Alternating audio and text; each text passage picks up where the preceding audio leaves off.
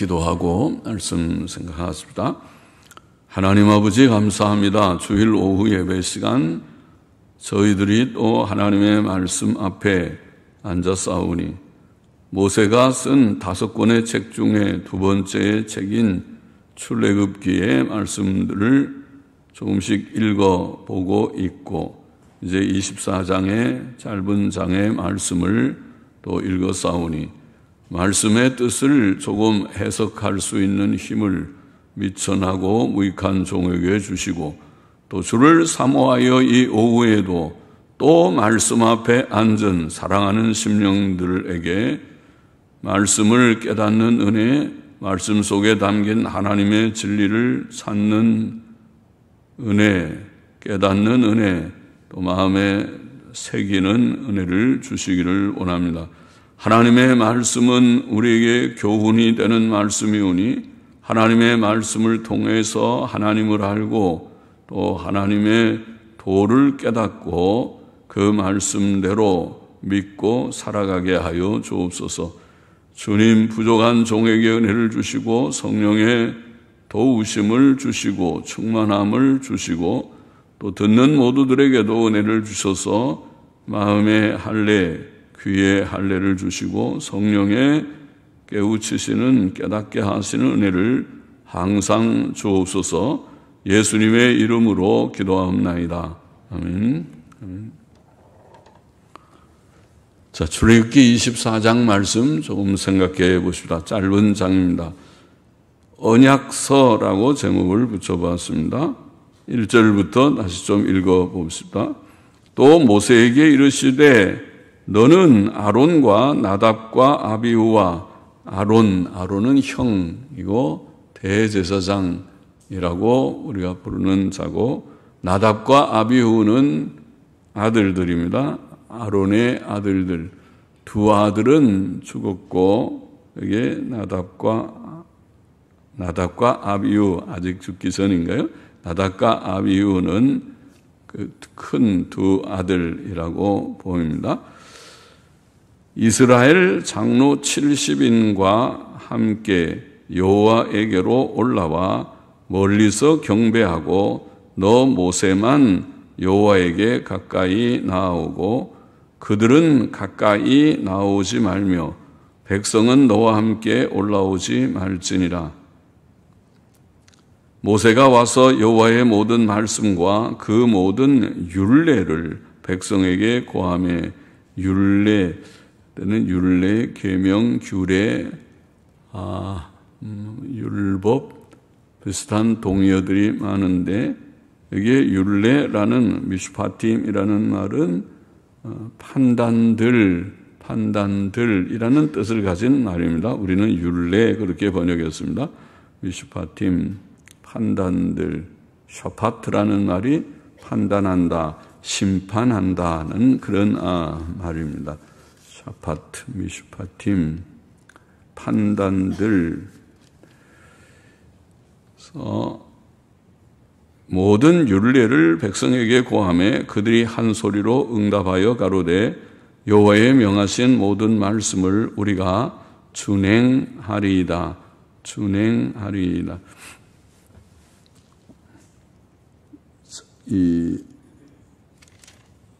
우리가 28장에 그렇죠.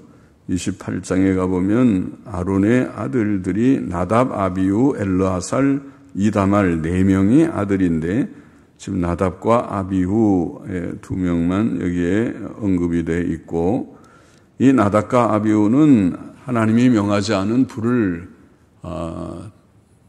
사용하다가 불이 나와서 죽게 되죠. 그래서 그 다음에 나오는 사건입니다. 나답과 아비후는 죽고 그다음에 엘르아살과 이다말이 제사장 직분을 아론과 함께 이어서 함께하고 나중에 이어서 하게 됩니다. 여기에는 나답과 아비후, 아론과 나답과 아비후 이스라엘 장로 70인이 모세와 함께 시내 산에 올라와 아마 산 중턱 멀리서 하나님께 경배해야 했고 모세는 산 꼭대기로 올라가고 백성은 산 밑에 머물러 있어야 했습니다. 그렇게 하라. 그렇게 주님께서 지시하셨습니다. 모세가 와서 여호와의 모든 말씀과 그 모든 율례들, 판단들을 백성에게 고하자 그들은 한 목소리로 여호와의 명하신 모든 말씀을 우리가 준행하리이다 라고 대답했습니다. 하나님의 말씀을 판단들, 율례, 판단들이라고 부른 것은 하나님의 말씀이 우리의 삶에서 의와 불의, 선과 악을 판단하는 내용이기 때문일 것입니다. 그래서 이게 의냐, 불의냐, 선이냐, 악이냐 그것을 우리가 늘 판단해서 바르게 살아가야 하는데 하나님의 말씀이 그 기준이 되기 때문에 하나님의 말씀을 판단들 이렇게 부르기도 합니다. 하나님의 말씀을 준행하겠다는 이스라엘 백성의 대답은 올바른 것이었습니다. 그러나 그들은 그들의 부패성과 무능력함 때문에 그 대답대로 실천치 못할 것입니다. 이스라엘의 역사는 또 그들이 애굽에서 나와서 지금 광야 생활을 하기 시작한 시내산에서 율법을 받는 때로부터 계속 광야 40년의 생활이라고 우리가 역사를 알고 있는 그 생활 동안 그리고 가나안에 정착해서도 그 이후도 몇백 년의 이스라엘의 역사가 결국은 실패하는 역사, 계명 순종하지 못한 역사였습니다. 그것은 율법을 통해서 우리가 율법을 지키면 될 터인데 율법을 지키지 못하는 인간의 죄성과 연약성이 문제죠. 죄성과 연약성 때문에 그렇습니다. 사람은 하나님의 은혜가 아니면 하나님께서 우리를 도와주시지 않으면 하나님의 법을 실천하지 못할 것입니다. 실천하지 못할 것은 우리의 경험에서도 우리가 경험하는 바이고 또 성경도 가르치고 있는 바입니다.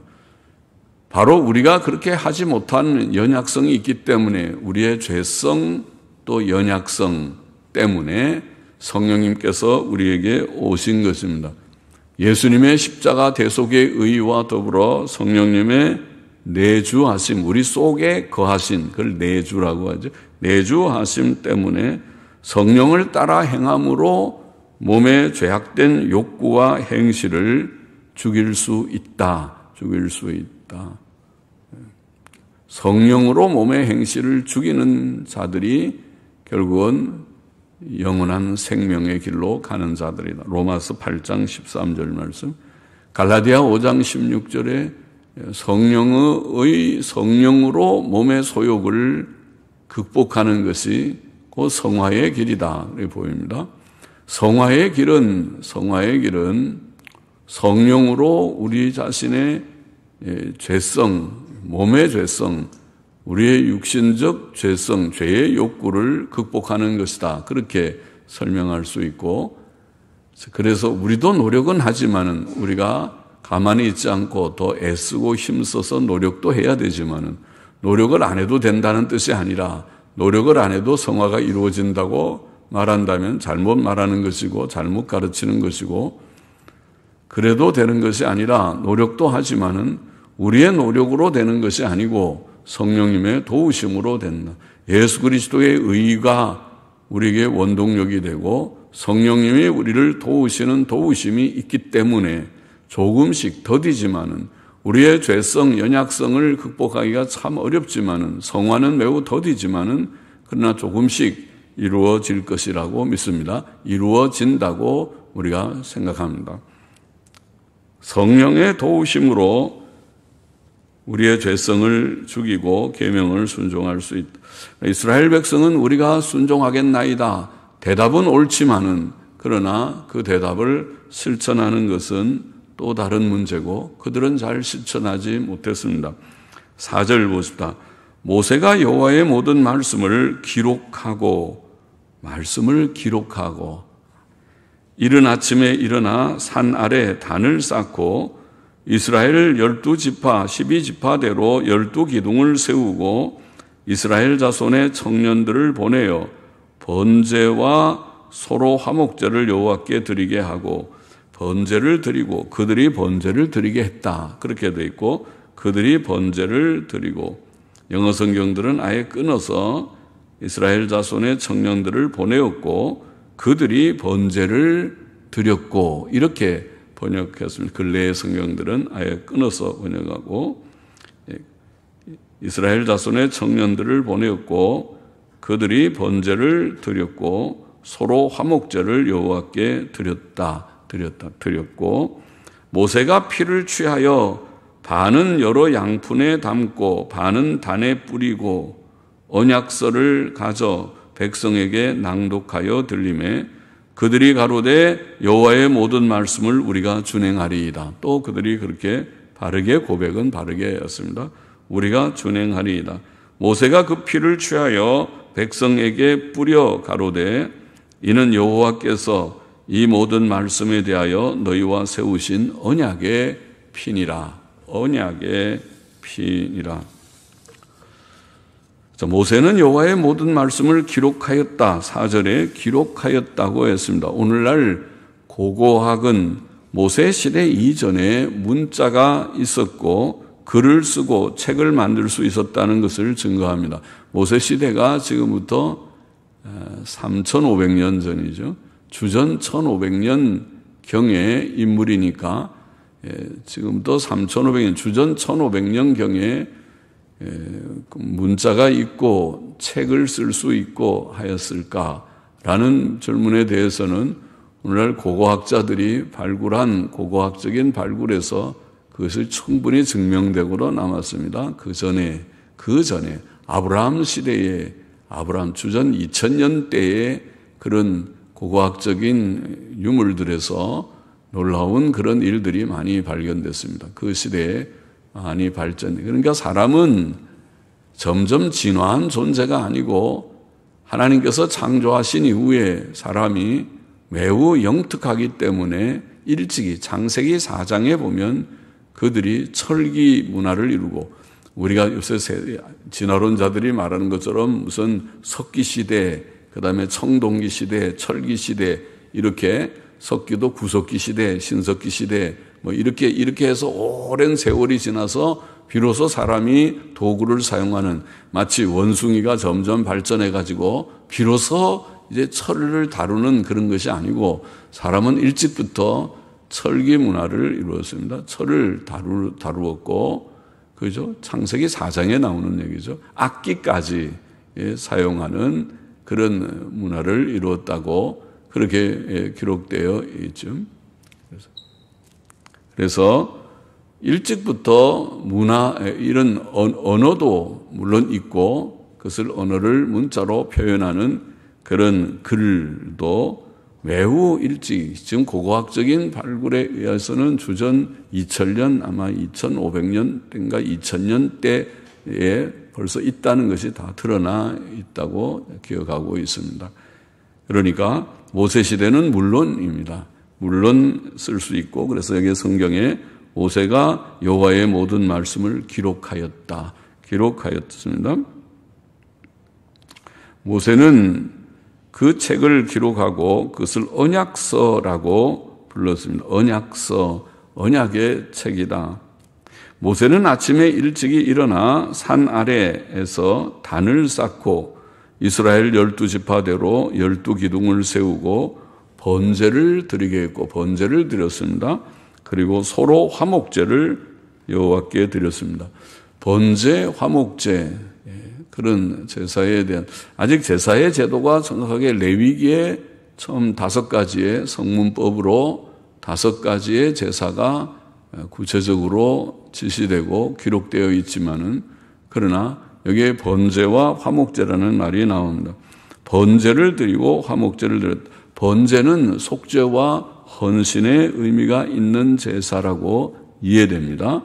속죄의 의미는 제사의 기본 의미고 기본적으로 속죄의 의미가 있고 그리고 또 온전히 제물을 다 번제는 여러분 아는 대로 제물을 다 각을 뜬다는 말은 조각을 다 내서 팔, 다리 다 조각을 내서 물로 깨끗하게 씻고 온 전체를 하나님 앞에 불태워 드리는 것이 번제입니다. 그것은 온전한 헌신을 상징했다. 속죄의 기본적인 의미와 더불어 온전한 헌신. 물론 우리의 제물은 예수 그리스도이시지만은 예수께서 우리를 위하여 온전한 헌신의 제물이 되고 속죄의 제물이 되셨지만은 그것은 또한 우리가 예수님 믿고 구원 얻은 우리들이 온전히 하나님께 헌신해야 되는 것을 보이는, 교훈하는, 상징하는 그런 뜻이 있다고 보입니다. 그래서 날마다 하나님 앞에 번제를 드리듯이 예수 그리스도의 이름으로 우리 자신을 하나님께 온전히 드리는 것이 로마서 12장 1절의 말씀이죠. 온전히 우리의 몸을 하나님께 거룩한 산제사로 드리는 그것이 성도의 마땅한 일입니다. 또 화목제라는 것은 말 그대로 속죄와 속죄의 의미는 기본이고 화목의 의미, 교제의 의미입니다. 하나님과 우리가 불화하기 때문에 죄로 인하여 하나님께서도 우리를 기뻐하지 않으시고 우리도 하나님 좋아하지 않는 그런 하나님과 우리 사이에 거리가 생겨서 간격이 생겨서 하나님과 우리 사이가 이전에 같이 죄 없을 때와 같이 사이좋은 관계가 아니기 때문에 화목제를 통해서 다시 하나님과 우리 사이가 좋게 되는 교제의 회복입니다. 그것이 화목입니다. 화목, 교제의 회복의 의미가 있다고 봅니다. 예수님의 십자가 대속 사역이 물론 화목의 제물이 되신 것이지만은 우리도 이 제사를 통해서 하나님께로 더 가까이 나가게 속죄에 의지해서 이제 내가 하나님 좋아하고 여러분 하나님 좋아하십니까? 하나님도 우리를 향해서 외면치 않고 또 멀리하라 너 절로 가라 죄인들은 나랑 가까이 교제할 수 없다 그러지 않고 예수 그리스도의 피로 말미암아 그 속죄의 공로로 말미암아 우리를 받으시고 용납하시고 오너라 와서 나와 같이 교제하자 그렇게 하시고 우리도 하나님을 향해서 아버지하고 담대히 은혜의 보좌 앞에 나아가는 그런 뜻이 있습니다. 화목제는 그런 교제의 회복의 의미가 있다고 봅니다.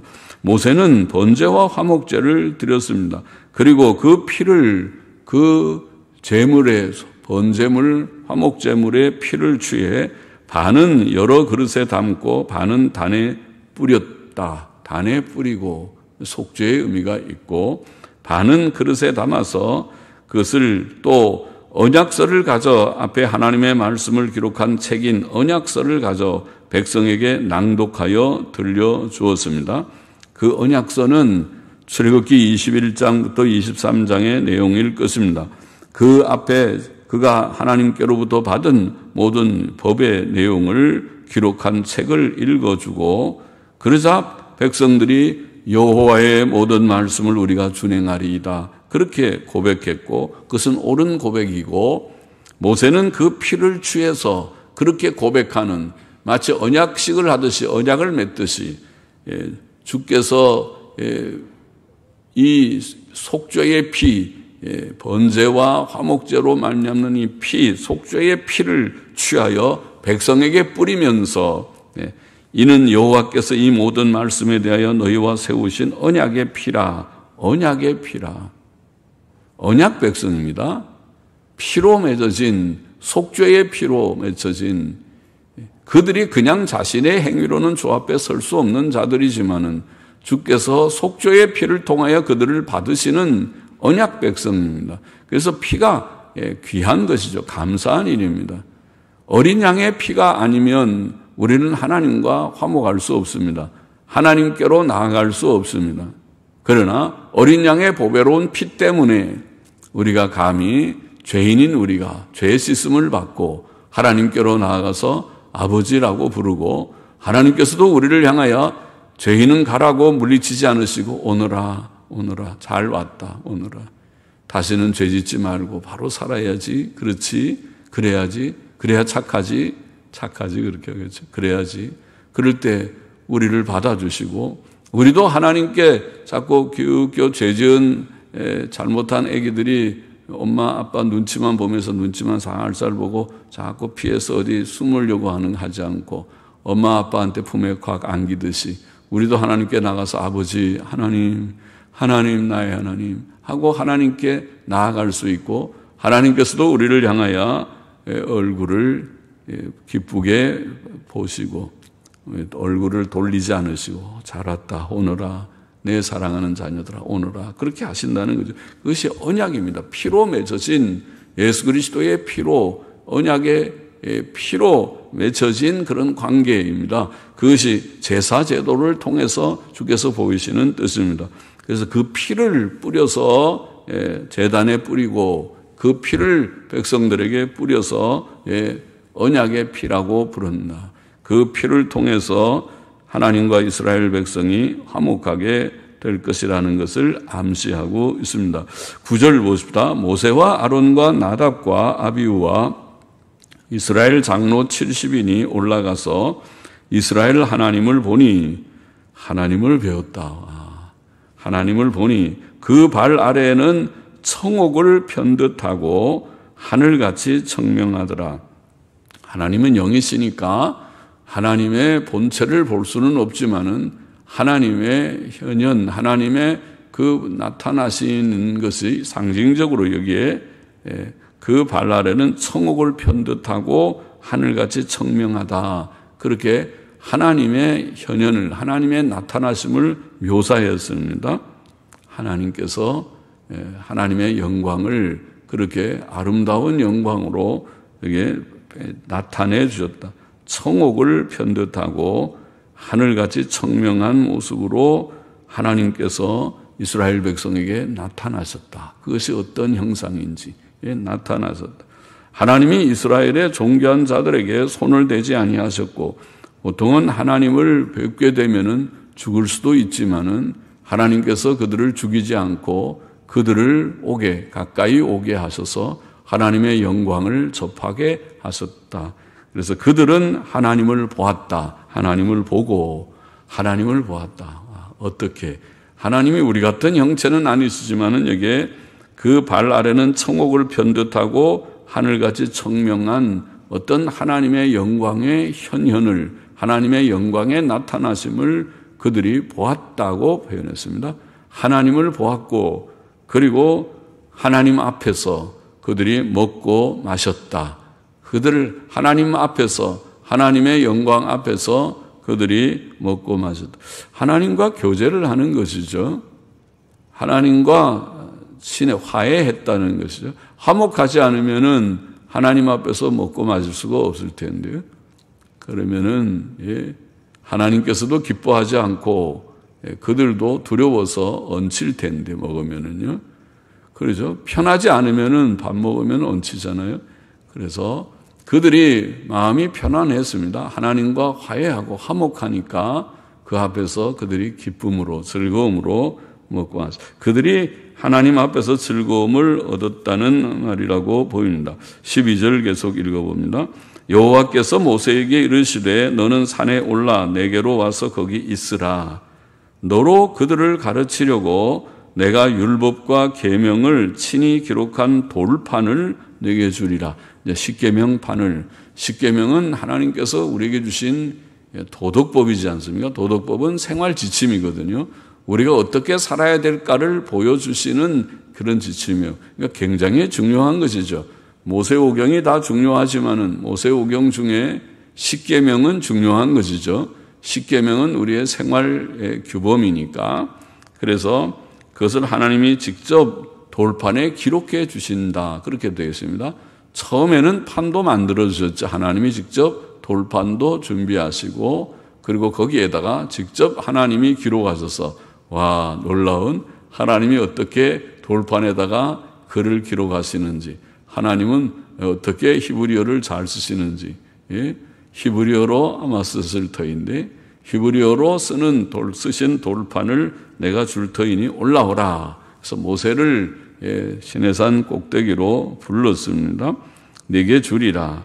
모세가 그 종자 여호수아와 함께 수종자지, 종자, 수종자, 조력자, 모세가 그의 조력자, 그의 수종자 여호수아와 함께 일어나 하나님의 산으로 올라가며 장로들에게 이르되 너희는 여기서 우리가 너희에게로 돌아오기까지 기다리라.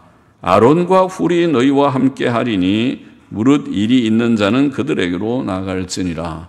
자, 아론과 나답, 아비후 3명의 아론의 두 아들과 아론 그리고 70인 장로들을 다 올라왔으니까 산 중턱쯤 올라왔을 것 같고 거기에 머무르게 하고 그다음에 모세와 그 수종자 여호수아만 산 꼭대기로 올라가는 것이죠. 올라갔다.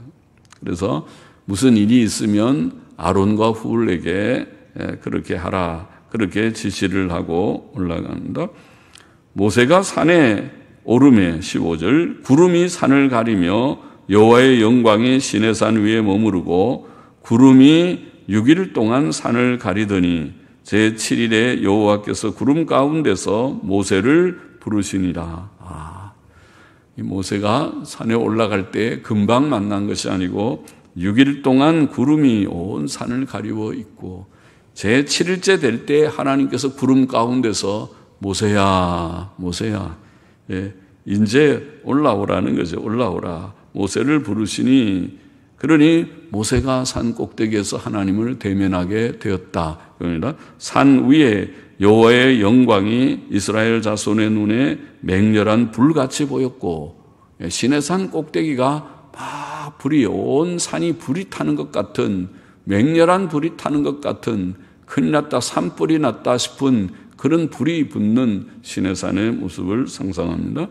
그렇게 불이 붙어 있는데 모세는 구름 속으로 들어가서 구름 가운데서 하나님이 모세야 이제 올라오라 하는 음성을 모두들이 듣는데 음성을 듣고 모세가 예 하고 구름 속으로 그 불 가운데로 모세는 올라갔다. 구름 속으로 들어가서 산 위에 올랐으며 40일 40야를 산에 있으니라. 40일 40야 낮과 밤이란 말이죠. 40일 낮과 밤에 산을 꼬박 만 40일을 산 꼭대기에 올라가 있었다.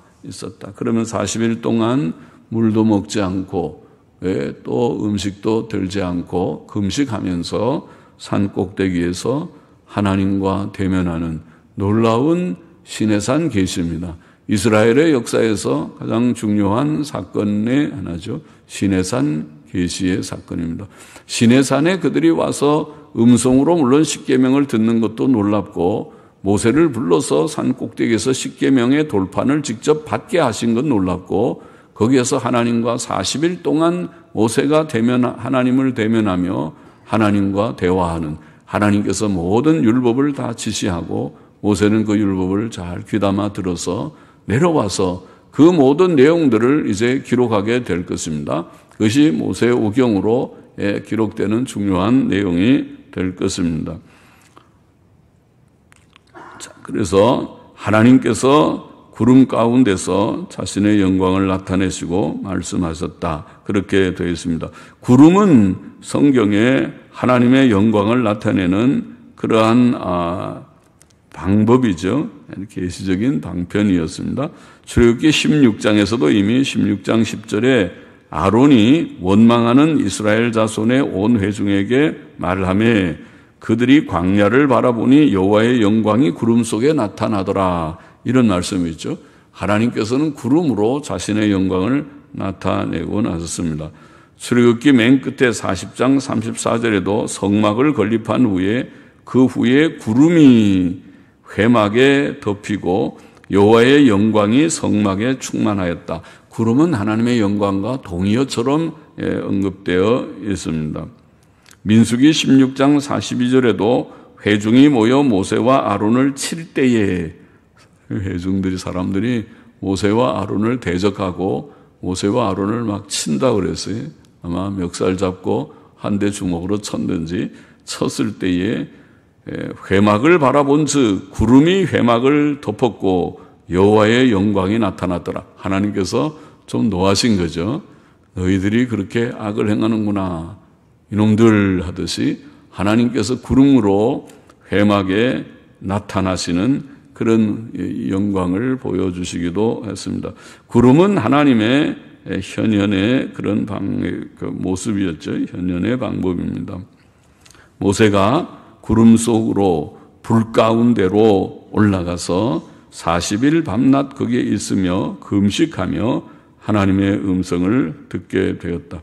본장의 교훈을 좀 다시 정리해 보면, 첫째로 모세는 여호와의 모든 말씀들과 판단들, 그 율례를 판단들 그렇게 표현했는데, 판단들을 백성에게 고하였고 그것들을 책에 기록했고 그것은 언약서라고 불리었다. 그렇게 본문은 기록하고 있습니다.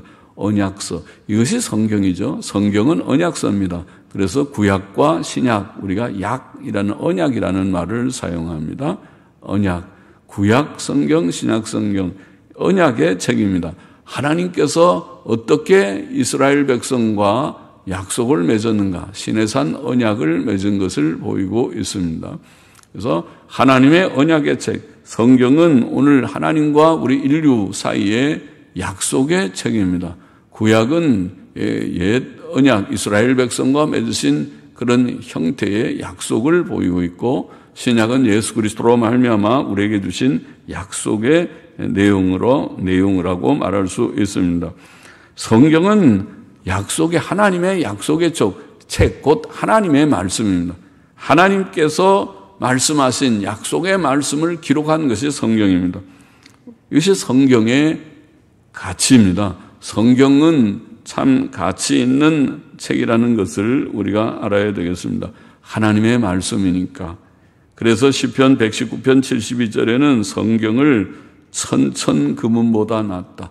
그렇게 생각하십니까? 여러분, 천천금은보다.